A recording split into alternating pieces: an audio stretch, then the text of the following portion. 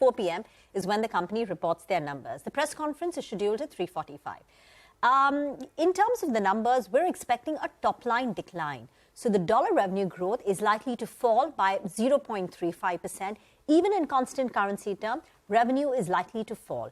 This would be the second consecutive quarter where we will see the revenue shrink on a sequential basis.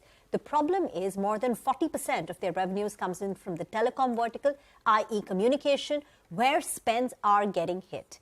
In terms of margins, and margins for Tech Mahindra are in single digits at a time when peers like Infosys, TCS are all trading have margins above 20%. So margins for Tech Mahindra are well below that of peers. According to the CNBC-TV18 poll, EBIT margins could still be in single digits.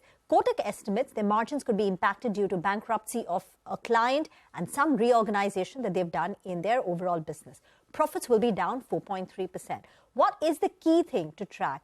Well, Mohit Joshi has come on board. He's the new CEO of the company. He officially takes charge only in December once CP Gurnani, steps out. That's in December. And the street is watching out for a turnaround under Mohit Joshi. Remember, margins for Tech Mahindra are in single digits. Historically, margins for Tech Mahindra used to be closer to 14-15%, and it's much below that of peers. So the path to improve margins, that's going to be the key ask from the company, under the new CEO. And that's what the street is going to be focusing on, whether the new CEO can improve the margins and get back to historical levels of 14-15% in times to come.